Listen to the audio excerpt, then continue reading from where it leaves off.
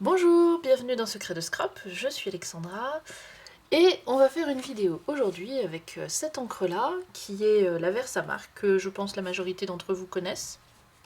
Euh, et je vais montrer trois utilisations. Alors dans cette vidéo une seule, mais il y aura deux autres vidéos. J'utilise moi cette encre là de trois façons différentes. Donc la première c'est ce qu'on va voir aujourd'hui et c'est ce qui est marqué là, c'est-à-dire le filigrane ou watermark en anglais. Donc ça c'est ce qu'on va faire aujourd'hui. Ensuite il y a deux autres utilisations qu'on peut en faire, enfin on peut peut-être faire plus, mais moi je vais vous en montrer trois dans des vidéos. Dans une prochaine vidéo je vous montrerai l'embossage avec les poudres, même si pareil beaucoup d'entre vous connaissent, mais je vais faire une petite vidéo là-dessus. Et puis la troisième utilisation que moi j'en fais, c'est top secret, vous verrez, la vidéo elle est tournée, et ça viendra bientôt aussi, mais il y a une troisième utilisation qui est bien sympa avec cette encre là. Donc on va commencer. Juste pour dire, il y a d'autres marques de cette encre, notamment, moi j'ai testé la Distress Embossing, elle me plaît moins. J'en ai pas testé d'autres, je sais qu'il y en a d'autres. Et moi j'ai testé que celle-là, elle me va bien. Il y a beaucoup de scrapeuses qui disent qu'elle est excellente. Euh, bon, il y en a qui disent que c'est la meilleure, il y en a d'autres qui disent que c'est pas la meilleure. Enfin, qui en préfèrent une autre. Mais elle est, comment dire, elle est assez appréciée et renommée. Donc si vous voulez tester ce type d'encre, cette marque-là, elle est bonne. Voilà, donc je sais plus si je l'ai dit. Donc c'est une encre transparente et collante, pour faire simple. Je vais pas rentrer dans le détail de voilà, mais c'est une encre oui transparente et collante. Qui s'utilise comme n'importe quelle autre encre, qui est un peu plus compliquée à nettoyer. Euh, Dans une vidéo où je parlerai des tampons et des encres, où je l'ai peut-être déjà posté, je sais pas, je vous parle un peu plus de comment entretenir vos tampons avec cette encre là. C'est une encre qui laisse un peu les tampons poisseux et qui est pas forcément facile à nettoyer, mais quand on trouve le bon produit, ça marche bien. Alors allons-y. Donc je vais prendre un tampon, je vais prendre un morceau de papier et on va ancrer. Alors, donc vous mettez votre encre sur votre tampon. Comme elle est transparente, c'est un peu difficile de voir si vous en avez mis de partout, donc il faut être assez régulier quand vous tamponnez, enfin quand vous ancrez.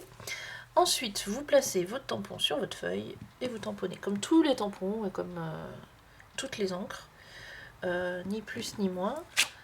Et ensuite, vous enlevez votre... alors que je me rapproche, voilà. Vous enlevez votre tampon et vous faites apparaître ce motif, donc le motif du tampon. Une chose qu'il faut savoir, c'est que cette encre-là, elle met quelques secondes, une vingtaine, une trentaine de secondes pour réagir, voire même un peu plus. Elle sèche pas tout de suite. Là, je sais pas si... voilà, vous voyez, elle est encore transparente. C'est ce qui lui permet d'avoir d'autres utilités, les deux dont j'ai parlé en introduction, à savoir l'embossage et puis l'autre technique top secrète.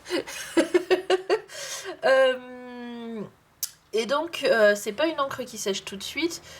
Faut lui laisser un peu de temps pour que son effet apparaisse complètement. C'est-à-dire que je pense que là, entre le moment où j'ai tamponné et maintenant, le motif il est un tout petit peu plus foncé. Il lui faut le temps d'apparaître, on va dire. Donc, comme vous le voyez, ça fait du filigrane. Le filigrane, c'est quoi c'est censé, alors bon, vous chercherez la vraie définition dans le dictionnaire, mais quelque chose qui est en filigrane, par exemple dans les billets ou sur certains papiers, c'est normalement quelque chose qui se voit en presque transparence, qui se voit pas normalement à l'œil nu. Alors là, c'est pas le cas hein, parce que ça se voit à l'œil nu, mais normalement le filigrane c'est quelque chose, il faut le chercher pour le voir.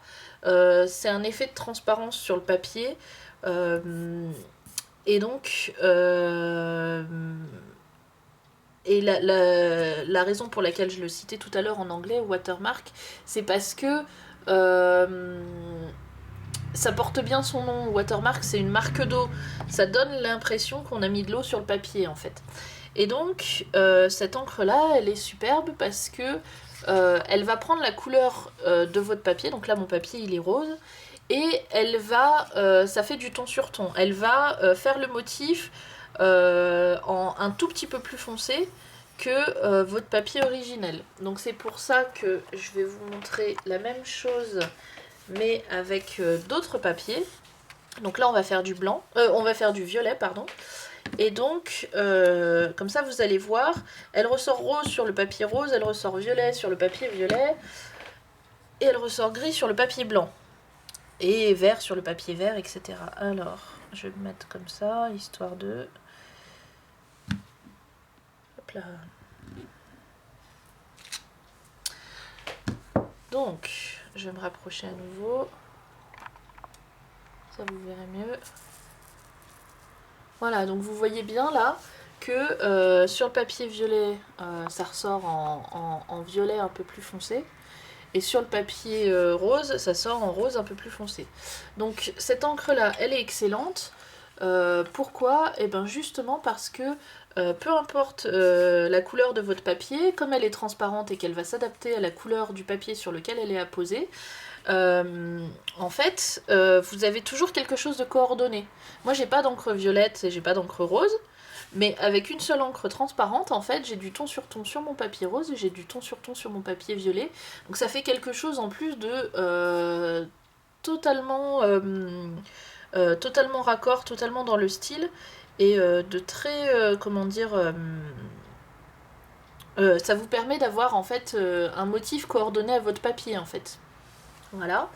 Alors on va faire la même chose. Donc je vais dézoomer, on va faire sur du papier blanc. Alors je retourne cette vidéo parce que la première fois j'avais fait à la lumière artificielle, sans lumière du jour, et on voyait rien. Et sur le blanc c'est le plus difficile à voir. Donc j'espère que là on va arriver à y voir quelque chose. Donc je vais prendre un autre tampon pour changer. Et juste voir, oui c'est bon. Et donc je vais ancrer. Et donc sur le papier blanc c'est fait super joli. C'est pour ça que c'est dommage qu'on ne voyait pas dans la première vidéo, donc je le refais. Sur le papier blanc ça ressort gris. Ça fait un effet un peu perle, gris perle, que je trouve très très très très très joli. C'est presque mon utilisation préférée de cette encre, c'est sur le papier blanc, tellement ça fait joli. Alors, je vais mettre mon tampon. Comme j'ai pas de bloc acrylique qui soit assez grand pour ce tampon là, j'utilise ma technique, comment dire, système D.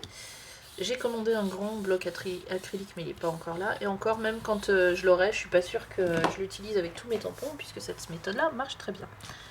Voilà. Et donc, ouais, ça va à peu près. Donc j'espère que vous allez voir, là je vais zoomer, là je pense que vous voyez rien du tout. Je crois que c'est la chose la plus difficile à voir à l'écran. Je vais mettre lui à côté. Voilà.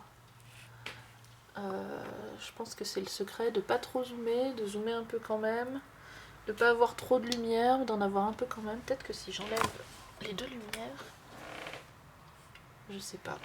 Je vais peut-être laisser celle-là. J'espère que vous voyez, même moi, bon faut lui laisser le temps aussi voilà là vous le voyez, il faut lui laisser le temps d'apparaître. Là il est mal tamponné par exemple, sur ce côté là vous le voyez très bien normalement. Et donc ça fait très très très très très joli, un très beau motif, et ça fait un effet très doux aussi. Vraiment, comment dire... ouais, c'est le principe justement du filigrane, c'est-à-dire, c'est pour ça que c'est si difficile à voir, surtout sur le blanc, parce que c'est quelque chose de discret et en même temps de très très joli. Donc voilà pour l'exemple. Je vais dézoomer un peu. Donc voilà, bon, le papier blanc, vous n'allez plus trop voir grand chose quand on n'est pas proche. Je voudrais vous montrer une dernière chose, ça c'était des essais. Et c'est un autre tampon, donc Donc comment dire, ce papier-là étant plus foncé, en fait, le filigrane ou la watermark se voit beaucoup mieux que sur le papier très clair. En fait, plus votre papier est clair, bon là vous voyez rien, voilà. Plus votre papier est clair, plus ce sera discret, plus votre papier est foncé, plus ce sera discret, puisque ça prend la couleur de votre papier et ça le fonce de quelques tons. Donc si vous avez un papier très clair, ça reste très clair. Si vous avez un papier moyen, ben, ça se voit de façon moyenne. Et si vous avez un papier très foncé, ça se voit très très foncé. Donc c'est pour ça que je voulais montrer ça. Et c'est vrai que on utilise cette encre souvent pour différentes techniques. Mais parfois on oublie un peu de l'utiliser pour son utilisation première, qui est celle-ci. Donc c'est pour ça que je fais une vidéo exprès juste pour vous montrer ça. Et donc dans les utilisations, bah, il y a différentes utilisations. Ça pourrait être une très jolie base de cartes, par exemple. Ça pourrait faire une très jolie carte. Ça peut aussi être utilisé dans un album comme décoration pour un tampon, enfin comme pour vos tampons que vous mettez par exemple sur du papier uni où vous souhaitez coller une photo pour décorer tant qu'il n'y a pas de photo. Vous pouvez faire ça, ou même un endroit où vous ne collerez pas de photo. Et dernière utilisation que je voudrais vous montrer, des fois on achète des carnets, donc ça c'est un que j'ai acheté, où dedans il y a un peu cet effet là. Alors là c'est imprimé, hein, mais c'est un peu l'idée du filigrane. Donc effectivement c'est gris sur blanc, bon même si on le voit un peu mieux que sur mon autre papier blanc. Là c'est forcé un petit peu, donc ils ont pris un gris plus foncé, mais c'est pas le premier carnet que j'ai comme ça où il y a un petit motif en transparence qui est fait pour écrire dessus. Et moi j'ai repris cette idée là avec cette encre là et je l'ai utilisée pour...